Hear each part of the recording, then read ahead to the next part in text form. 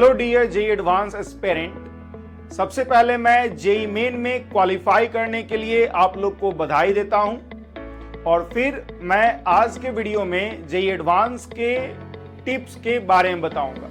मैं ये बताऊंगा कि लास्ट 15 डेज में आपको जेई एडवांस की तैयारी किस तरह से करनी चाहिए, क्योंकि अब टोटल 15 डेज ही बाकी है जेई एडवांस के एग्जामिनेशन में जो 27 सितंबर 2020 को होने वाला है। जेई एडवांस के एग्जाम की तैयारी की बात अगर हम लास्ट 15 डेज में करें तो आपको सबसे पहले ये सुनिश्चित करना होगा कि कौन कौन से चैप्टर्स आपके लिए ज्यादा इंपॉर्टेंट है। आपके लिए ज्यादा इंपॉर्टेंट है इसका सेंस ये है कि एग्जाम में कौन कौन चैप्टर से ज्यादा सवाल पूछे जा रहे हैं, जो ऑब्वियसली आपने पिछले 10 इयर्स का रिकॉर्ड देख करके डिसाइड कर लिया होगा। हालांकि फिर भी मैं आपको ये सलाह दूंगा कि आप कम से कम कुछ समय ही अदर टॉपिक्स को भी दीजिए। आप ये बिल्कुल गेस ना करिए कि पूरा का पूरा कुछ पार्टिकुलर चैप्टर से ही सवाल पूछा जाएगा। कभी कभी कुछ ऐसे चैप्टर को भी टच किया जाता है जिसमें कि नॉर्मली स्टूडेंट को लगता है कि जेई एडवांस उससे क्वेश्चन नहीं पूछेगा। तो सबसे पहली बात यह है कि आपके दिमाग में होना चाहिए कि सारे चैप्टर को एक बार देखना है, करना है। यह अलग बात है कि जो ज्यादा इंपॉर्टेंट है उसमें आप ज्यादा समय दोगे, जो कम इंपॉर्टेंट है उसमें कम समय दोगे। तो लास्ट 15 डेज में आपको 4 आवर का 3 स्लॉट डिवाइड करना चाहिए। 4 आवर फिजिक्स, 4 आवर मैथमेटिक्स और 4 आवर केमिस्ट्री। आपको 3 स्लॉट में आपका स्टडी प्लान होना चाहिए। फिजिक्स पढ़ना है 4 घंटे, 4 घंटे आपको मैथ पढ़ना है और 4 घंटे केमिस्ट्री पढ़ना है। और अल्टरनेट डेज पे, मैं डेली नहीं कहूंगा, अल्टरनेट डेज पे आपको एक 3 आवर्स का टेस्ट भी करना है। 3 आवर का एक ही टेस्ट करना है। जेई एडवांस में 2 पेपर होते हैं, लेकिन अगर आप 2 पेपर दोगे तो आपका पूरा दिन निकल जाएगा टेस्ट देते देते ही। तो मैं यही सलाह दूंगा कि आप एक ही टेस्ट पेपर दो अल्टरनेट डेज पे। 3 आवर्स का एक स्लॉट बनाओ अल्टरनेट डेज पे और उसमें आप टेस्ट दो। तो बात यह है कि आप एक अल्टरनेट में 12 आवर स्टडी करोगे और एक अल्टरनेट में 3 आवर टेस्ट दोगे और फिर 3 आवर उन जो भी टेस्ट आपने दिया है उसका आप एनालिसिस करोगे, आप उसको सॉल्यूशन को समझोगे। अगर आपसे कुछ गलती हुआ है तो उसको आप सीखोगे कि कैसे गलती को अवॉइड किया जाए। और बाकी जो 6 आवर बचा टेस्ट डेट पे, तो टेस्ट डेट पे जो 6 आवर बचा उसमें आप अपना फर्दर स्टडी करोगे। तो बात यही है कि लास्ट 15 डेज में आपका एक अल्टरनेट 12 आवर, एक अल्टरनेट 6 आवर, एक अल्टरनेट 12 आवर, एक अल्टरनेट 6 आवर, इस तरह से आपको पूरा का पूरा टाइम मिलेगा। तो कह सकते हैं आपकी टोटल आपके पास जो आवर ऑफ स्टडी है वो 120 आवर के करीब है। लगभग मैं 10 डेज ही मान रहा हूं, क्योंकि एक अल्टरनेट तो आप हाफ डे ले रहे हो ना, तो अराउंड 10 डेज में मान रहा हूं। और 10 डेज में 120 आवर्स आपके पास स्टडी करने के लिए अवेलेबल है। और 60 आवर्स, 60 नहीं, मुझे लगता है 50 आवर्स, 40 आवर्स के करीब आपके पास टेस्ट देने और उस टेस्ट का एनालिसिस करने के लिए अवेलेबल है। तो इन सभी टाइम को बहुत अच्छे से यूटिलाइज करना है। सभी चैप्टर्स को जो 120 आवर्स मैंने बोला स्टडी करने के लिए आपको, उसमें आप समझ सकते हो कि 40 आवर्स केमिस्ट्री है, 40 आवर्स मैथमेटिक्स है और 40 आवर्स फिजिक्स है। तो इन 40 आवर्स में आपको फिजिक्स, केमिस्ट्री, मैथ तीनों को स्टडी करना है। 40 आवर में स्टडी करना चाहते हो और लगभग हर सब्जेक्ट में 40 चैप्टर्स के राउंड है, तो इसका मतलब ये हुआ कि हर चैप्टर पे आपको 1 आवर का समय देना है। तो मैं यही आपको सलाह दूंगा कि आप जो चैप्टर थोड़ा डिफिकल्ट है, जो चैप्टर्स कुछ बड़ा भी है, उस पे आप 2 आवर का समय कर लो। जो चैप्टर छोटा है, जो चैप्टर जेई एडवांस के पॉइंट ऑफ व्यू से कम इंपॉर्टेंट है, उसको आप 30 मिनट्स 40 मिनट्स का उस पे टाइम दो। अब ये 2 आवर्स और 40 मिनट्स में पूरे एक चैप्टर को कवर करना कैसे होगा भाई? तो कवर करने का सीधा तरीका यही है कि आपको इंपॉर्टेंट पॉइंट्स को ही कवर करना है। आप कोशिश कीजिए जो कम इंपॉर्टेंट चैप्टर है उसको शॉर्ट नोट से रिवाइज कर लीजिए। नहीं तो आपने अगर कुछ मार्किंग किया है बुक्स में, आपने नोट्स में, तो उस मार्किंग किए हुए, कलर्ड किए हुए पॉइंट्स को ही स्टडी कर लीजिए। तो इंपॉर्टेंट पॉइंट्स को स्टडी करने का प्रयास कीजिए। सारे पॉइंट्स को अगर आप स्टडी करना शुरू करोगे तो फिर ट्रबल है, तब तो आपका सिलेबस कवर ही नहीं हो पाएगा 40 आवर्स में। तो 40 आवर्स में अगर आपको एक सब्जेक्ट को पूरा करना है तो आपको सेलेक्टिव पढ़ना होगा, जो इंपॉर्टेंट पॉइंट्स है, जो इंपॉर्टेंट चीजें हैं उसको स्टडी करना होगा। बात अगर हम केमिस्ट्री का करें तो केमिस्ट्री में दो तरह के टॉपिक्स मिलेंगे। एक टॉपिक होंगे जो मेमोरी बेस्ड होंगे, जिसमें थोड़ा याद करने वाला पॉइंट्स है। उन सभी टॉपिक में तो मैं आपको कहूंगा एनसीईआरटी को जो आपने स्टडी किया होगा, डेफिनेटली जो मेमोरी बेस्ड टॉपिक है जैसे block elements, environmental chemistry, polymer chemistry, chemistry in everyday life, इन सभी चैप्टर्स में आपने डेफिनेटली मार्किंग किया होगा, कलर्ड किया होगा। उन्हीं सभी पॉइंट्स को आप एक बार स्टडी कर लो। और जो न्यूमेरिकल टॉपिक है जैसे फिजिकल केमिस्ट्री या कंसेप्चुअल टॉपिक है ऑर्गेनिक केमिस्ट्री का या इनऑर्गेनिक केमिस्ट्री का, बॉन्डिंग, पीटी, कोऑर्डिनेशन, तो इन सभी चैप्टर्स में आप प्रॉब्लम प्रैक्टिस करो। प्रॉब्लम भी कौन सा प्रैक्टिस करोगे भाई? तो प्रॉब्लम भी आप सारा प्रैक्टिस तो नहीं कर सकते हो। प्रॉब्लम आपको वैसे प्रॉब्लम्स को करना है जो आपने अपने अटेम्प्ट के दौरान बनाया है और आपसे पहले अटेम्प्ट में, दूसरे अटेम्प्ट में नहीं बना है। आपने डेफिनेटली कोई ना कोई पैकेज या कोई ना कोई बुक फॉलो किया होगा। उस बुक में अगर आपने 1 to 10 प्रॉब्लम बनाया तो हो सकता है आपको 4 नंबर, 7 नंबर, 9 नंबर आपसे नहीं बना पहली अटेम्प्ट में। फिर आपने सेकेंड अटेम्प्ट लिया और आपने देखा कि 7 नंबर और 9 नंबर आपसे नहीं बना, 4 बन गया। तो 4 आपके लिए इंपॉर्टेंट है, 7 और 9 आपके लिए बहुत ज्यादा इंपॉर्टेंट है। तो ये 7 और 9 ही जो कि आपने पहली बार में भी नहीं बना, दूसरी बार में भी नहीं बना, आपको किसी से हेल्प लेके बनाना पड़ गया, तो ये 7 और 9 ही आपको रिवाइज करना है, आपको बनाना है इन 15 दिनों में। तो सिलेक्टिव पढ़ना है, चाहे वो न्यूमेरिकल पॉइंट ऑफ व्यू से, कंसेप्चुअल पॉइंट ऑफ व्यू से कहूं या फिर मेमोरी बेस्ड टॉपिक से कहूं, यही चीज वैलिड होगा फिजिक्स और मैथमेटिक्स में भी। वहां पे अधिकतर चीजें आपको कंसेप्चुअल और न्यूमेरिकल मिलेगा। तो आपको वैसे प्रॉब्लम्स को ही करना है जो आपने अपने स्टडी के दौरान, जो आपने करा है प्रॉब्लम्स, करा है पैकेज या बुक्स, उसमें जो आपने मार्किंग कर रखा है कि आपके लिए बहुत ज्यादा इंपॉर्टेंट है, उन्हीं सभी प्रॉब्लम्स को आपको इन 15 दिनों में करना है। टेस्ट पेपर सेलेक्ट करते वक्त आपको ध्यान रखना है कि या तो आप जेईई एडवांस का क्वेश्चन बैंक उठाओ, पिछले 15 इयर्स का या 10 इयर्स के अंदर का कोई भी एक पेपर उठा लो, पेपर 1 या पेपर 2, और उसको थ्रू आउट कर जाओ, उसको ही एक टेस्ट के रूप में करो।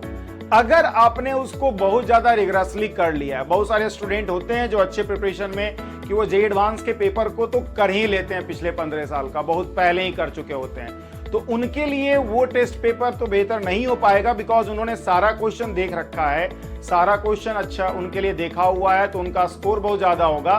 तो मैं उन लोगों को कहूंगा कोई ऑथेंटिक सैंपल पेपर आप लीजिए जेईई एडवांस का, और थोड़ा कम लेवल का लीजिए।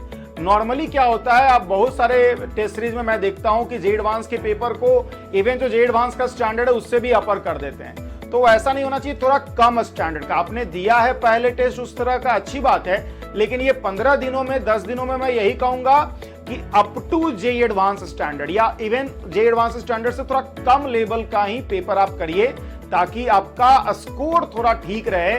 और स्कोर अगर आपका अच्छा रहेगा तभी आपका कॉन्फिडेंस इतना रहेगा कि आप जेईई एडवांस में भी अच्छा कर पाओगे। वरना अगर आपने बहुत ज्यादा कठिन पेपर लिया तो स्कोर नहीं होगा, आपको बहुत ज्यादा परेशानी होगा, आप डिमोटिवेट हो जाओगे। तो ये नहीं होना चाहिए। पहला ये है कि आपने अगर जेईई एडवांस का पेपर बहुत अच्छे से नहीं किया है, कुछ क्वेश्चन ही किया है, तो आप जेईई एडवांस का ही पेपर कर लो। लेकिन बहुत सारे स्टूडेंट जेईई एडवांस के पेपर को रिग्रेसली कर चुके होते हैं, बार बार कर चुके होते हैं, तो उनके लिए मैं कहूंगा अलग से सैंपल टेस्ट पेपर लीजिए जेईई एडवांस का, और थोड़ा हल्के लेवल का जेईई एडवांस का सैंपल पेपर कर लीजिए इन 15 दिनों में। 15 दिनों में मैंने बोला था अल्टरनेट आपको करना है, तो टोटल 7 टेस्ट आपको देने हैं, 7 सैंपल पेपर, 8 सैंपल पेपर आप रखिए और उन सबको करिए, उसका एनालिसिस कीजिए, क्या गलत हुआ, क्यों गलत हुआ, इन सबको एनालाइज कीजिए और उससे टेस्ट देने से सीखिए।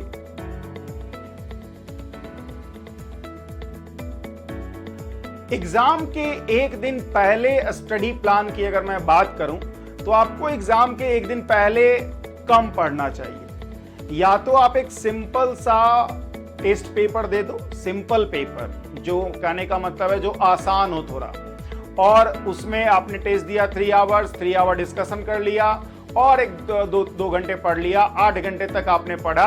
12 आवर आपको पढ़ने की जरूरत नहीं है, 8 घंटे, 10 घंटे, 9 घंटे, जो आपका मूड हुआ। ऐसा नहीं कि भाई एकदम उस दिन 15 घंटे कोशिश कर रहे हैं, नहीं, कम पढ़ना है। 12 आवर से कम, लगभग 10 घंटे ही पढ़ने का प्रयास करो। अगर आप टेस्ट देना चाहते हो तो टेस्ट दो, थोड़ा एनालिसिस कर लो उसका, और फिर 3-4 घंटे स्टडी कर सकते हो, कुछ फॉर्मूलाज वगैरह देख सकते हो, या फिर कुछ फैक्चुअल पॉइंट देख सकते हो। कंसेप्चुअल पॉइंट, न्यूमेरिकल पॉइंट्स को अब देखने का बहुत ज्यादा मतलब नहीं है, क्योंकि आपका कंसेप्ट तो ऑलरेडी बना हुआ है, आपने इन 15 दिनों में, पिछले 15 दिनों में रिवाइज भी कर लिया है। तो थोड़ा कम पढ़िए, फैक्चुअल पॉइंट को ही देखिए। और दूसरी बात है कि आप अपने आप को मोटिवेट रखिए। मोटिवेट रखने का उपाय ये है कि आप ऐसे लोगों से बात कीजिए जो आपको मोटिवेट कर रहे हो, जैसे कि आपके टीचर्स, कुछ टीचर जो आपको मोटिवेट करते हो, कुछ फ्रेंड्स जो आपको मोटिवेट करते हो, आपके पेरेंट्स। तो ऐसे लोगों से बात कीजिए जो आपको मोटिवेट करते हो। किसी भी ऐसे पर्सन से इंटरेक्शन ना रखिए, मैं पूरे 15 दिनों में कहूंगा कि ना रखिए, जो आपको किसी तरह से डीमोटिवेट करते हो। तो आपका फोकस यही होना चाहिए कि आप किस तरह से अपने आप को मोटिवेट रख पा रहे हो, किस तरह से आप अपने आप को जो जे एडवांस एग्जाम का टेंशन है उससे दूर रख पा रहे हो। अगर आपको जे एडवांस का जो एग्जाम है उसका टेंशन हो रहा है तो आप कुछ म्यूजिक वगैरह भी सुन सकते हो। हालांकि मैं म्यूजिक की बात कर रहा हूं, ऐसा नहीं कह रहा हूं कि आप कोई मूवी या कोई सीरियल या फिर कोई टीवी चैनल या फिर कोई पॉलिटिक्स या कोई फेसबुक, ये सब में नहीं इन्वॉल्व होइए। किसी भी डिस्ट्रैक्टिंग चीजों में आपको अपने आप को इन्वॉल्व नहीं करना है। अगर आपको अपने दिमाग को, अपने मन को हल्का करना है तो लाइट म्यूजिक टाइप का, सिंपल म्यूजिक टाइप का जो आपको पसंद है वो आप सुन सकते हो। उससे आपका दिमाग हल्का होगा और आप कंसंट्रेट कर पाओगे। आपको एग्जाम का टेंशन या एग्जाम के लिए बहुत सारे स्टूडेंट को फियर हो जाता है, वो उससे बच पाओगे आप। एग्जाम के एक दिन पहले ही आप एडमिट कार्ड के सारे पॉइंट्स को देख लो, क्या क्या डॉक्यूमेंट ले जाने हैं, कितने बजे रिपोर्टिंग टाइम है, एग्जाम का टाइमिंग क्या है, आपके एग्जाम का सेंटर कहां है, उस सेंटर को गूगल मैप पे लोकेट कर लो, 2-4 लोगों से वेरीफाई कर लो कि हाँ यही तो सेंटर है ना। क्योंकि ऐसा नहीं होना चाहिए कि आपका सेंटर कहीं और है और आप जा कहीं और रहे हो। तो इन सभी चीजों को भी आपको ध्यान रखना है। और रही बात आपको खाना खाने का तरीका और अदर चीजों का, तो आपको लाइट डिनर लेना है, लंच लेना है, आपको अच्छा नींद लेना है, कम से कम 8 घंटे का। मैं यही कहूंगा, क्योंकि आपका जे एडवांस का एग्जाम 9 to 12 होता है सुबह में, और फिर 2:30 to 5:30 होता है। तो मैं यही कहूंगा कि आपको सुबह 6 बजे तक एनी हाउ जगना है, तो आप आसानी से आप जो है 9 बजे तक सोने का प्रयास करो। 9 बजे रात तक सो जाओ और 5-6 बजे जगो और प्रिपेयर होकर के एग्जाम के लिए जाओ। तो हल्का भोजन लेना है एग्जाम के एक दिन पहले, डिनर के समय भी, लंच के समय भी, और आपको अच्छा नींद लेना है। 8 घंटे का कम से कम मैं आपको बोलूंगा कि आप नींद उस दिन जरूर लोगे। एग्जामिनेशन डे की अगर हम बात करें तो एग्जामिनेशन डे पर आपको 6 AM तक जग जाना है, 7 AM तक आपको रेडी हो जाना है सेंटर की तरफ मूव करने के लिए। हल्का सा ब्रेकफास्ट ले लो, भूखे पेट नहीं जाओगे, क्योंकि 12 आप PM तक जब एग्जाम दोगे तो आप भूखे पेट रहोगे, तो आपको हो सकता है भूख लग जाए। तो हल्का नाश्ता जरूर करना है, ये नहीं कि भूखे पेट चले जाना है एग्जाम देने के लिए, हल्का नाश्ता करना है। 7 AM तक आप अपने सेंटर की तरफ मूव कर जाओ। अगर आपका सेंटर हाफ आवर 1 आवर के रीच में है तो आप 7 AM पे यहां से निकल जाओ अपने रेसिडेंस से, और 1 आवर या हाफ एन आवर का मार्जिन जरूर लेके चलो रिपोर्टिंग टाइम से। अगर आपका रिपोर्टिंग टाइम 8:30 PM तक है, तो आप कोशिश करोगे कि 8 बजे या 7:30 बजे, 7:45 बजे आप पहुंच जाओ। ये मैं 1 घंटे का मार्जिन इसलिए बोल रहा हूं क्योंकि बहुत सारे स्टूडेंट बहुत दूरी से आकर के एग्जाम दे रहे होते हैं। अगर बहुत दूर से 100 किलोमीटर 50 किलोमीटर दूरी से आप एग्जाम सेंटर पे आ रहे हो, तब आपको मार्जिन लेके चलना ही होगा। वैसे ये तरीका अच्छा नहीं है। मैं यही कहूंगा कि आपका जो एग्जामिनेशन सेंटर होना चाहिए आपके रेसिडेंस से with in half an hour की दूरी पे होना चाहिए, मतलब 10-20 किलोमीटर के अंदर होना चाहिए। आप 50-100 किलोमीटर तय करके दूरी उसी दिन एग्जाम पे सेंटर पे आओ, ये बिल्कुल सही नहीं है। लेकिन अगर किसी कारणवश है तो आपको लगभग 1 आवर का मार्जिन लेके चलना चाहिए। जो स्टूडेंट नजदीक हैं, 10 किलोमीटर के दायरे में हैं, उनको हाफ एन आवर का मार्जिन लेके चलना चाहिए, ताकि किसी तरह के इश्यूज में वो आसानी से सेंटर पे समय पे पहुंच जाए। सेंटर पर पहुंचने के बाद आपको किसी से भी किसी तरह का डिस्कशन में इन्वॉल्व नहीं होना है। जो लोग भी, बहुत सारे लोग सेंटर के बाहर खड़े रहते हैं, पेरेंट्स, गार्जियन, स्टूडेंट्स भी रहते हैं, और वो सब आपस में बातचीत करते रहते हैं। वो तरीका सही नहीं है। अगर आप स्टूडेंट हो, जे एडवांस एस्पायरेंट हो, आपको एग्जाम देना है, तो आप फोकस ये करो कि आपके दिमाग में, अपने दिमाग को कंसंट्रेट करो। ये नहीं कि किसी अदर लोगों से डिस्कशन हो रहा है या किसी भी अदर चीजों पे बात हो रहा है, वो नहीं होना चाहिए। आप एग्जामिनेशन सेंटर पे रीच करो और सेंटर के अंदर जाने का प्रयास करो। बाहर रह करके किसी से भी किसी तरह का इंटरेक्शन, खासकर अदर इंटरेक्शन या इवन पढ़ाई से रिलेटेड इंटरेक्शन से कोई फायदा नहीं होना है। हो सकता है नुकसान ही हो जाए। तो इसलिए बेहतर यह है कि एग्जामिनेशन सेंटर पे पहुंचिए और सेंटर के इनसाइड मूव कर जाइए। 2020 के एग्जाम में आपको कोविड-19 के इश्यू के कारण बहुत सारी अदर फैक्टर्स को भी ध्यान रखना है। जैसे आपको अपना मास्क यूज करना है, आपको सैनिटाइजर यूज करना है, आपको लोगों से सोशल डिस्टेंसिंग मेंटेन करना है। तो इन सभी चीजों का भी ख्याल रखिए और याद रखिए कोविड-19 इशू बहुत बड़ा इशू नहीं है, बिकॉज आपने कोविड-19 के दौरान ही जेईई मेन दिया है, सेकेंड अटेम्प्ट, और जो सितंबर में हुआ था 2 सितंबर से 6 सितंबर के बीच में, और आपने आसानी से उन चीजों को, कोविड-19 के इश्यूज को केयर किया होगा। तो ये आपके लिए पहली बार नहीं है, तो आप आसानी से इन चीजों को केयर करोगे और एग्जाम अच्छे से दोगे। अब जो रियल क्वेश्चन आता है वो ये है कि जेईई एडवांस के पेपर को अटेम्प्ट कैसे करा जाए। अब देखिए, ये एग्जामिनेशन पेपर पे भी डिपेंड करता है। नॉर्मली जेईई एडवांस का पेपर टफ माना जाता है, लेकिन जो टफ पेपर है जेईई एडवांस का, उसमें भी जो स्टूडेंट रियली प्रिपरेशन में रहते हैं उनके लिए केमिस्ट्री जो होगा वो एवरेज ही रहता है। केमिस्ट्री कभी भी बहुत टफ नहीं पूछा गया है जेईई एडवांस में। आप पूरे 20-30 साल का रिकॉर्ड देखोगे तब भी आपको केमिस्ट्री बहुत टफ नहीं दिखेगा। मैथ फिजिक्स में से एक सब्जेक्ट को जेईई एडवांस नॉर्मली टफ कर देता है। किसी भी ईयर में कोई भी सब्जेक्ट को टफ कर देगा, कोई भी सब्जेक्ट हल्का भी होगा। तो इसलिए आप ये नहीं सोच सकते हो कि मैथ फिजिक्स में से तो कुछ बनना नहीं है, ऐसा नहीं है। मैथ फिजिक्स में से एक जो सब्जेक्ट होगा वो थोड़ा हार्ड होगा, एक सब्जेक्ट नॉर्मली वो इजी रखता है। तो आपको क्या करना है, अगर आपका केमिस्ट्री फेवरेट सब्जेक्ट है, केमिस्ट्री एक अच्छा सब्जेक्ट है आपका, केमिस्ट्री में आपने अपने पिछले एग्जाम्स में, टेस्ट में 80-90% स्कोर कर रखा है, तो मैं यही आपको सलाह दूंगा, केमिस्ट्री अटेम्प्ट कर लो। क्योंकि केमिस्ट्री आप जानते हो कि एवरेज होना है पेपर, आप केमिस्ट्री में अच्छा कर लोगे अगर आपका प्रिपरेशन अच्छा है। एंड देन आफ्टर फिजिक्स और मैथ के पेपर को देखिए, आपको जो आसान लगे, ये स्टूडेंट टू स्टूडेंट वेरी भी कर सकता है, आपको जो आसान लगे। अगर आपको मैथ आसान लग रहा है तो मैथ पहले अटेम्प्ट ले लीजिए, फिजिक्स आसान लग रहा है तो फिजिक्स पहले अटेम्प्ट ले लीजिए। और आप समझ सकते हो कि 3 आवर्स आपके पास टाइम है, 3 सब्जेक्ट है। केमिस्ट्री में आपने 50 मिनट्स दे दिया फॉर एग्जाम्पल, सबसे पहले अटेम्प्ट लिया। जो दूसरा पेपर है उसमें आपने 1 आवर दे दिया, और जो तीसरा पेपर है उसमें आपको 1 आवर 10 मिनट्स देना है। तो यही तरीका होना चाहिए कि आपका पहला पेपर का जो ड्यूरेशन, आपको जो समय देना चाहिए, जो पहले आप अटेम्प्ट ले रहे हो, उसमें आपको 50 मिनट्स का देना चाहिए समय, दूसरे में 1 आवर का देना चाहिए समय, और तीसरे में 1 आवर 10 मिनट्स का।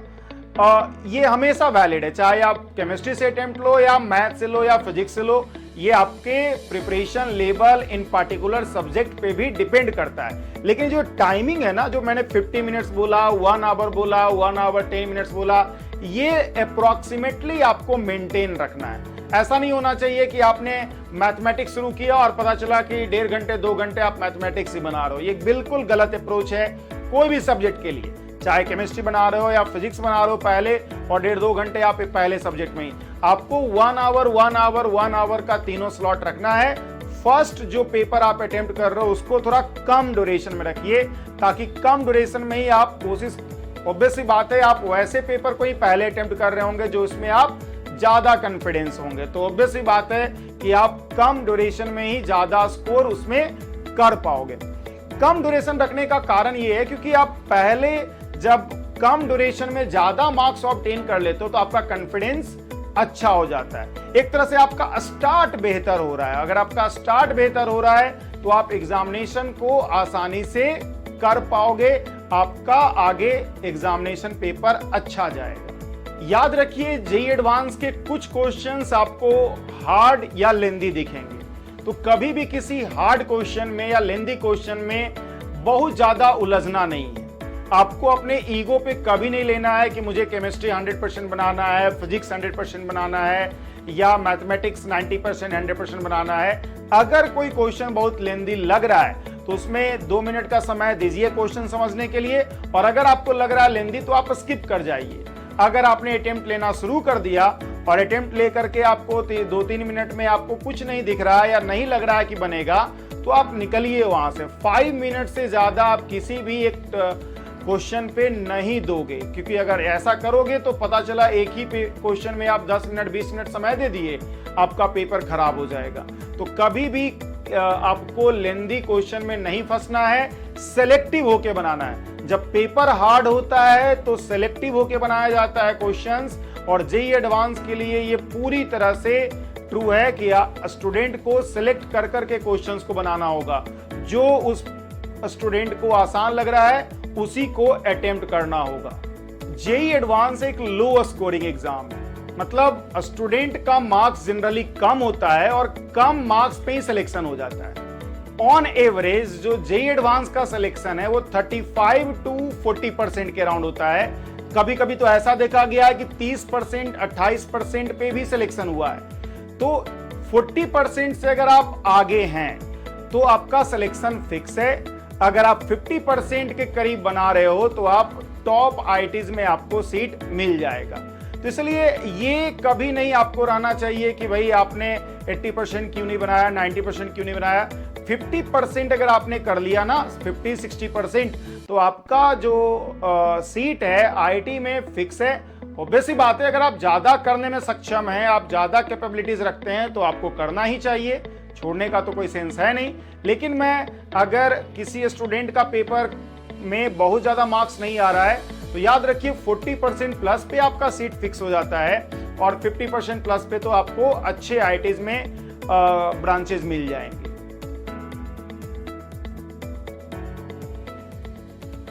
जेईई एडवांस पेपर 2 पार्ट में होता है, 9 to 12 PM और फिर 2:30 PM to 5:30 PM। जब 2 पेपर में एग्जाम आपका हो रहा है तो और फर्स्ट पेपर आपने दिया और किसी तरह से आपका अगर फर्स्ट पेपर खराब हुआ, फॉर एग्जाम्पल अगर आपका अच्छा हुआ फर्स्ट पेपर, तब तो बहुत अच्छी बात है, आपका कॉन्फिडेंस अच्छा रहेगा, आप बीच में जो लंच है वो अच्छे से करो और आप अगला एग्जाम दो। लेकिन अगर किसी स्टूडेंट का फर्स्ट पेपर खराब हुआ है तो इसका मतलब ये बिल्कुल नहीं है कि वो सेकेंड पेपर में भी खराब करेगा। उसको अपना फर्स्ट पेपर का किसी भी तरह का जो उसके साथ मिसहैपनिंग या कुछ गलत या कुछ उससे गलतियां हुआ है, उसको आपको सेकेंड पेपर में कैरी आउट नहीं करना है। फर्स्ट पेपर का जो भी परफॉर्मेंस है उससे सेकेंड पेपर अफेक्टेड नहीं होना चाहिए। तो इसलिए सेकेंड पेपर देते वक्त आप इंडिपेंडेंटली सोचो कि मैं दूसरा एग्जाम देने आया हूं, मुझे इसमें अच्छा से अच्छा स्कोर करना है। तो फर्स्ट पेपर का परफॉर्मेंस, अगर आपने बैड परफॉर्मेंस हुआ है फर्स्ट पेपर में, तो सेकेंड पेपर को उससे अफेक्टेड नहीं होने दो। सेकेंड पेपर को इंडिपेंडेंटली सोचो और उसमें बेहतर से बेहतर मार्क्स लाओ। अगर आपने फर्स्ट पेपर में 25% भी लाया और सेकेंड पेपर में 60% ले आया तो ओवरऑल आपका 45%, 42% के करीब मार्क्स आ रहा है। तो आप बहुत अच्छा कर रहे हो, आप आसानी से आईआईटी में सेलेक्ट हो रहे हो। तो ऐसा नहीं है कि फर्स्ट पेपर खराब हो गया मतलब आपका एग्जाम हाथ से निकल चुका है। सेकेंड पेपर को भी आप बहुत अच्छे से दोगे और इंडिपेंडेंटली सोच के दोगे। ऐसा नहीं होना चाहिए कि भाई फर्स्ट पेपर से किसी तरह का उसका रिलेशन हो जाए कि फर्स्ट पेपर खराब हुआ तो सेकेंड पेपर में नर्वस हो। नर्वसनेस नहीं लाना है आपको, सेकेंड पेपर को इंडिपेंडेंटली देना है, ज्यादा स्कोर करना है ताकि आपका रैंक बेहतर से बेहतर आ सके। अंत में मैं सभी जेईई एडवांस एस्पिरेंट को यही कहना चाहूंगा कि आप एग्जामिनेशन अच्छे से दीजिए, कूल होकर के एग्जामिनेशन दीजिए, सेलेक्टिव क्वेश्चंस बनाइए, किसी भी क्वेश्चंस में नहीं फंसिए और फर्स्ट पेपर और सेकंड पेपर को इंडिपेंडेंटली दीजिए और कोशिश कीजिए कि आपका मार्क्स ज्यादा से ज्यादा ऑब्टेन हो। सो मेरी तरफ से आप सभी जेईई एडवांस एस्पिरेंट को ऑल द बेस्ट है। आप एग्जाम में बहुत अच्छा करो और आईआईटीएन बनने के सपने को पूरा करो।